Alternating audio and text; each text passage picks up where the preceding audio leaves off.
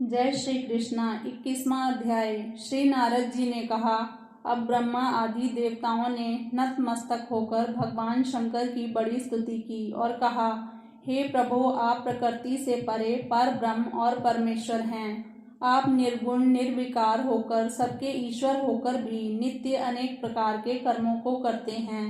शंकर जी, हम सब ब्रह्मा आदि आपके दास हैं। हे देवेश, हे शिव, आप प्रसन्न हो हमारी रक्षा कीजिए। हे नाथ, हम आपकी प्रजा हैं तथा सदा आपकी शरण में रहते हैं। नारद जी कहते हैं, जब इस प्रकार ब्रह्मा आदि सब देवताओं और मुनियों ने शिव जी की अनेक स्तुति करके उनके चरण कमलों का ध्यान करते हुए मौन ग्रहण कर लिया, तब उसे सुनकर देवताओं को वर देकर वह वहीं पर अंतर ध्यान हो गए। पश्चात शिव जी का यश गाते हुए सब देवता भी प्रसन्नता पूर्वक अपने स्थान को चले गए। महेशाख्यान से जलंधर का ही यह युद्ध चरित्र बड़ा पुण्यप्रद और सब पापों का नाश करने वाला है। यह सर्व सुखदायक और महेश को भी आनंददायक है। जो इन दोनों आख्यानों को पढ़ेगा या पढ़ावेगा वह यहाँ पर सुखों को भोगकर अंत में गणेश पद को पावेगा। 22वां अध्याय। राजा पृथु बोले, हे नारद जी, अब आप कृपा कर मुझे यह बताइए कि वृंदा को मोहित कर भगवान विष्णु ने क्या किया और फिर वह कहाँ गए। तब नारद जी ने कहा, जब देवता स्तुति कर मौन हो गए तब भगवान शंकर ने सब देवताओं से प्रसन्न होकर कहा, हे ब्रह्मा आदि देवताओं, जलंधर तो मेरा ही अंश था। मैंने उसे तुम्हारे लिए नहीं मारा, किंतु यह मेरी सांसारिक लीला थी। फिर भी आप लोग यह सत्य कहिए कि इसमें आप सुखी हुए हैं या नहीं। तब तो ब्रह्मा आदि देवताओं के नेत्र हर्ष से खिल गए और उन्होंने शिव जी को प्रणाम करके विष्णु जी का वह सब वृतांत कह सुनाया, जो उन्होंने बड़े प्रयत्न से वृंदा को मोहित किया था तथा वह अग्नि में प्रवेश कर परम गति को प्राप्त हुई थी। देवताओं ने यह भी कहा कि तभी से वृंदा की सुंदरता पर मोहित हुए विष्णु उनकी चिता की राख लपेटे इधर उधर घूमते हैं। अतएव आप उन्हें समझाइए, क्योंकि यह प्रकृति सदा चराचर आपके अधीन है। देवताओं से यह वृतांत सुन शंकर जी ने उन्हें अपनी दुस्तर माया समझाई और कहा कि यह सारा जगत उसी के अधीन है। उसी से मोहित विष्णु भी काम के वश हो गए हैं, परंतु महादेवी उमा त्रिदेवी की जननी सबसे परे है। वह मूल प्रकृति परम मनोहर और वही गिरजा भी कहलाती है। अतएव विष्णु का मोह दूर करने के लिए आप सब उनकी शरण में जाइए। यदि वह प्रसन्न हो जाएगी तो आपका सब कार्य हो जाएगा। भगवान शंकर की आज्ञा से सब देवता मूल प्रकृति को प्रसन्न करने चले। उनके स्थान पर पहुंचकर उनकी बड़ी स्तुति की। तब आकाशवाणी हुई, हे देवताओं, मैं 3 प्रकार से 3 गणों से पृथक होकर स्थित होती हूँ। सत्य गण से गौरी, रजोगुण से ज्योति रूप हूँ। अतः आप सब लोग मेरी रक्षा से यदि सादर उन देवियों के पास जाओ तो वह तुम्हारे सब मनोरथों को पूर्ण कर देंगी। यह वाणी सुनकर देवताओं के नेत्र खुल गए। वह भगवती का आदर करते हुए गौरी, लक्ष्मी और सरस्वती को प्रणाम करने लगे। सब देवताओं ने भक्ति पूर्वक उनका स्मरण किया। सब देवियां प्रकट हो गई। सब देवताओं ने प्रसन्न होकर भक्ति पूर्वक अपना निवेदन किया। देवियों ने कुछ बीज देकर कहा, इन्हें ले जाकर दे दो, तुम्हारे सब कार्य सिद्ध हो जाएंगे। ब्रह्मा आदि देवता उन बीजों को लेकर भगवान विष्णु के पास गए और उन्हें वृंदा की चिता भूमि में डाल दिया। उससे धात्री, मालती और तुलसी प्रकट हुई। भगवान विष्णु ने ज्यों ही उन स्त्री रूप वाली वनस्पतियों को देखा तो वह उठ बैठे।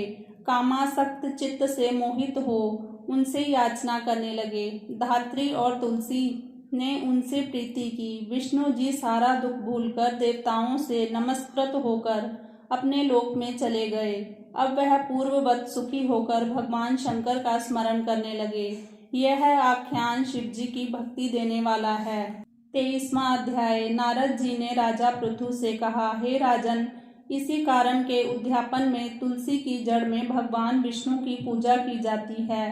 तुलसी का मूल प्रदेश भगवान विष्णु को प्रसन्न करने वाला है। हे राजन, तुलसी का पौधा जिस घर में वर्तमान है वह घर तीर्थ स्वरूप है और उस घर में यम के दूत कभी नहीं आते। सब पापों का नाश करने वाला, अभीष्ट फल को देने वाला है। जो मनुष्य तुलसी का पौधा लगाता है वह यमराज को नहीं देखता। भगवती नर्मदा का दर्शन, गंगा स्नान व तुलसी के पौधे का संसर्ग, यह तीनों पुण्यप्रद हैं। तुलसी का पौधा लगाने से, सींचने से, दर्शन से और तुलसी को छूने से कामिक, वाचिक, मानसिक आदि संपूर्ण पाप नष्ट हो जाते हैं। जो प्राणी तुलसी के दल से भगवान शंकर का पूजन करते हैं वह पुनः गर्भ में नहीं जाते।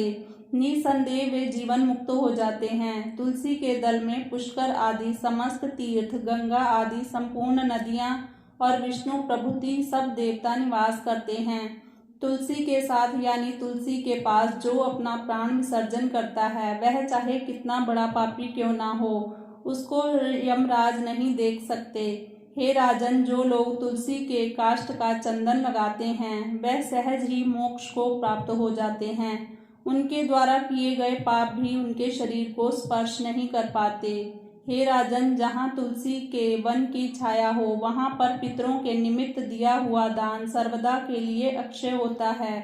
हे राजन, आंवले के वृक्ष की छाया में जो प्राणी पिंड दान करते हैं उनके पितर आदि नरक की यातना भी भोग रहे हों तो भी मुक्त हो जाते हैं। सिर, हाथ, मुंह और देह में जो आंवले को धारण करते हैं उनको विष्णु रूप जानना चाहिए। आंवले के फल और तुलसी के दलों को पानी में मिलाकर जो प्राणी स्नान करते हैं उनको गंगा स्नान का फल मिलता है। जो मनुष्य आंवले के पत्तों और फलों से देवताओं का पूजन करते हैं उनको स्वर्ण, मणि और मोतियों द्वारा पूजन का फल मिलता है। कार्तिक मास में सब तीर्थ, ऋषि, देवता और सब यज्ञ जब सूर्य तुला राशि में होता है आंवले के वृक्ष में वास करते हैं। जो मनुष्य द्वादशी तिथि को तुलसी का दल और कार्तिक में आंवले का पत्ता तोड़ता है वह रौरव नरक में वास करता है। जो कार्तिक में आंवले की छाया में बैठकर भोजन करता है उसके अंत संसर्ग में सब दोष नष्ट हो जाते हैं। कार्तिक मास में जो आंवले की जड़ में भगवान विष्णु का पूजन करता है उसको श्री विष्णु क्षेत्रों में पूजन का फल प्राप्त होता है। आंवले तथा तुलसी की महत्ता का वर्णन करने में श्री ब्रह्मा जी भी असमर्थ हैं। इसलिए धात्री और तुलसी की जन्म कथा सुनने से मनुष्य अपने वंश सहित मुक्ति प्राप्त करता है। 24वां अध्याय। राजा पृथु ने देवर्षि श्री नारद जी से पूछा, नारद जी, आपने तुलसी के इतिहास, व्रत, महात्म्य के बारे में कहा है। अब यह बताने की कृपा करें कि क्या इस कार्तिक मास में और भी देवताओं का पूजन होता है, यह भी मुझे समझाकर कहिए। श्री नारद जी बोले, पहले समय पर्वत के निकट कर्तिपुर में एक धर्मात्मा धर्मदत्त नामक ब्राह्मण रहता था। वह भगवान विष्णु के सब व्रत करता था और 8 पहर उनकी भक्ति में तल्लीन रहता था। एक दिन कार्तिक मास में वह एक पहर रात शेष रहने पर जागरण के लिए भगवान विष्णु के मंदिर में गया। वह हर प्रकार की सामग्री लेकर पूजा करने के लिए जा रहा था कि उसने मार्ग में एक बड़ी भयंकर राक्षसी को देखा, जिसके कि बड़े बड़े दांत थे, लपलपाती हुई जीभ थी, बड़े बड़े लाल लाल नेत्र थे, जिसका शरीर नंगा था, मांस रहित था। उस भयंकर राक्षसी को देखकर धर्मदत्त बुरी तरह से कांपने लगा और कुछ उपाय न देखकर उसने पूजा वाली थाली और जल का लोटा उस राक्षसी पर फेंक दिया। क्योंकि उसने भगवत नाम का जप करते हुए वह सामग्री और जल का लोटा, जिसमें कि तुलसी दल पड़ा हुआ था, उसको मारा था। इससे उसके जन्म जन्मांतर के पाप नष्ट हो गए और उसे अपना पूर्व जन्म स्मरण हो आया। वह हाथ जोड़कर धर्मदत्त के चरणों में गिर पड़ी और उसने कहा, हे विप्र, मैं पूर्व जन्म के कर्मों के फल से इस अवस्था को प्राप्त हुई हूँ। नारद जी ने कहा, हे राजन, उसको इस प्रकार प्रणाम करते देखकर अति विस्मित होकर धर्मदत्त ने पूछा, तेरी यह अवस्था किस कर्म के फल से हुई है? तू पूर्व जन्म में कहाँ रहती थी और तेरा कैसा चरित्र था? यह सब कुछ तू मुझे बता। उस राक्षसी ने, जिसका नाम कलहा था, उसने कहा, हे ब्राह्मण, सौराष्ट्र में भिक्षुक नाम का एक ब्राह्मण रहता था। मैं उसकी पत्नी थी। मेरा स्वभाव बड़ा ही निष्ठुर था। मैं अपने पति का कभी भला ना चाहा, ना कभी उसे अच्छा भोजन और मिठाई ही खाने को दी। मैं प्रतिदिन उससे लड़ती झगड़ती रहती थी। मुझे इस प्रकार की लड़ाका देखकर तथा नित्य प्रत्यय की कलह से तंग आकर मेरे पति ने दूसरा विवाह करने का निश्चय किया।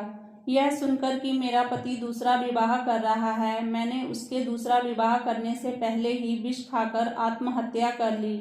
मेरी मृत्यु के पश्चात यम के दूत आए और मुझे पकड़कर गदा मारते हुए यम के पास ले गए। यमराज ने मुझे देखकर चित्रगुप्त से पूछा, हे चित्रगुप्त, इसने क्या कर्म किया है? जो भी कर्म इसने किए हैं अब इसको उनका फल भोगना होगा। चित्रगुप्त ने यमराज से कहा, इसने अपने जीवन में कोई भी अच्छा काम नहीं किया है। यह सदा अपने पति को खराब भोजन देकर आप सदा अच्छा भोजन खाती रही है, इसलिए यह अब विष्ठा खाने वाली होगी। इसको अब सूकरी का जन्म दिया जावे, क्योंकि यह अकेली ही पाक के बर्तन में भोजन करती थी, इसलिए यह अपने बच्चों को खाने वाली बिल्ली हो। इसने चूंकि अपने पति पर क्रोध करके आत्मघात किया है, इसलिए यह प्रेत योनि में जाएगी। अब आप इसे अपने दूतों द्वारा मरुस्थान में भेज दीजिए। वहां पर यह बहुत दिनों तक प्रेत योनि में रहकर फिर यह पापिन अपनी तीनों योनियों को भोगे। लो हे विप्र, अतः मैं 500 वर्षों से प्रेत योनि में हूँ और भूख प्यास के कारण नित्य दुखी रहती थी कि एक दिन भूख से तंग आकर मैं एक वैश्य के शरीर में प्रविष्ट हो गई और उसके शरीर द्वारा मैं कृष्णा और वेणी के संगम पर इस देश में आ पहुंची। मैं उस वैश्य के शरीर में रहती थी कि एक दिन भगवान शंकर व विष्णु भगवान ने मुझको बलात् उसके शरीर से बाहर निकाल दिया। फिर मुझे आप दिखाई दिए। आपके लोटे में से तुलसी जल का एक छींटा मेरे ऊपर पड़ा, जिससे कि मेरे सब पाप नष्ट हो गए। हे द्विजोत्तम, अब आप मुझे यह बतलाइए कि आगे होने वाली तीनों योनियों और इस प्रेत देह से मेरी मुक्ति किस तरह होगी।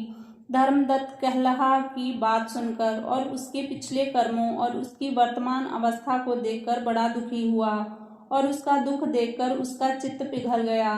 फिर उसने दुखित भाव से कहा, 25वां अध्याय। तीर्थ, व्रत और दान आदि के करने से समस्त पाप नष्ट हो जाते हैं, मगर प्रेत योनि में रहने वाले को इसका अधिकार नहीं है। परंतु तुम्हारे दुख को देखकर मैं अत्यंत दुखी हूँ और तुम्हारा दुख दूर किए बिना मुझे संतोष नहीं होता। तुम्हारे पाप बड़े भारी हैं, क्योंकि यह तीनों योनियां बहुत बड़े पाप करने वालों को ही प्राप्त होती हैं और प्रेत योनि तो थोड़े से पुण्य से नष्ट भी नहीं हो सकती। लेकिन मैं तुम्हें इस योनि से अवश्यमेव छुड़वाऊंगा। इसलिए मैंने जो कार्तिक का व्रत किया है उसका आधा पुण्य तुम्हें देता हूँ, क्योंकि यज्ञ, दान, तीर्थ यह सब निश्चय ही कार्तिक के व्रत के पुण्य के समान नहीं है। नारद जी ने कहा, हे राजन, इतना कहकर धर्मदत्त ने उसको ओम नमो भगवते वासुदेवाय यह द्वादक्षर मंत्र सुनाया और तुलसी का जल उसके ऊपर छिड़का। बस फिर क्या था, क्षण भर में वह प्रेत योनि से छूटकर प्रज्वलित शिखा के समान दिव्य रूप धारण करके लक्ष्मी के समान सुंदर हो गई। तब वह धर्मदत्त को दंडवत प्रणाम करके प्रसन्नता से गदगद होकर बोली, हे ब्राह्मण, आपके आशीर्वाद से मैं इस घोर नरक में छूट गई हूँ। मुझे पाप सागर में डूबती हुई के लिए आप नौका के समान हैं। नारद जी ने कहा, हे राजन, अभी कलहा इस प्रकार कह रही थी कि वहां पर विष्णु गण एक दैदीप्यमान विमान लेकर आए। विमान के द्वार पर अप्सराएं और गण बैठे हुए थे। धर्मदत्त ने उन सबको देखकर दंडवत प्रणाम किया। पुण्यशील और सुशील नामक भगवान विष्णु के गणों ने धर्मदत्त को अपने हाथों से ऊपर उठाकर उसका अभिनंदन करके उन्होंने कहा, हे द्विज श्रेष्ठ, आप धन्य हैं, जो कि आप सदा भगवान विष्णु के व्रत, कथा और सेवा में लगे रहते हैं। आप सर्वदा दीन दुखियों पर दया करते हैं। आपने जो अपने बाल्यकाल में पवित्र और शुभ कार्तिक व्रत किया था, आपने उसके आधे फल से कलहा के पूर्व जन्म के एकत्रित पाप नष्ट कर दिए हैं। यही नहीं, आपकी कृपा से उसके सैकड़ों जन्म के पाप नष्ट हो गए हैं। आपके जागरण आदि के करने के पुण्य प्रभाव से आकाश मंडल से यह विमान आया है। हे ब्राह्मण, अब हम इसे भांति भांति के भोगों से युक्त बैकुंठ में ले जा रहे हैं। आपके दान पुण्य के प्रभाव से, कार्तिक व्रत या तुलसी पूजा के प्रभाव से यह अब भगवान विष्णु के निकट रहेगी। आप भी इस जन्म के पश्चात अपनी दोनों स्त्रियों सहित बैकुंठ लोक में भगवान विष्णु के समीप रहोगे और मुक्ति प्राप्त करोगे। हे दया सागर, वह मनुष्य धन्य हैं और जन्म उन्हीं का फलीभूत है जिन्होंने कि तुम्हारी तरह भगवान विष्णु की भक्ति की है, क्योंकि भगवान विष्णु अपने भक्तों का भला क्यों क्या नहीं देते। वह सब कुछ देते हैं जिन्होंने प्राचीन काल में उत्तानपाद के पुत्र को ध्रुव स्थान में पहुंचाया, जिसके स्मरण मात्र से प्राणियों की सद्गति हो जाती है। प्राचीन काल में भगवान विष्णु केवल अपने नाम के स्मरण से ही ग्राह द्वारा पकड़े हुए हाथी को हस्ती योनि से मुक्त करके जय नाम देकर अपना पार्षद बना लिया। तुमने उसी विष्णु की सेवा की है, इसी से तुम अपनी दोनों स्त्रियों सहित 1000 वर्ष तक विष्णु भगवान के समीप निवास करोगे। जब तुम्हारा पुण्य क्षीण हो जाएगा तब तुम पृथ्वी पर सूर्यवंश में अपनी दोनों स्त्रियों के साथ दशरथ के नाम से प्रसिद्ध राजा होगे, तथा यह कलहा तुम्हारे आधे पुण्य की भागीदार होने के नाते तुम्हारी तीसरी भार्या होगी। भगवान विष्णु तुम्हारे पुत्र के रूप में तुम्हारे निकट रहेंगे और देवताओं का कार्य करेंगे। भगवान विष्णु को प्रसन्न करने वाले तुम्हारे कार्तिक व्रत से अधिक महत्वपूर्ण यहाँ दान तीर्थ आदि और कोई भी नहीं है।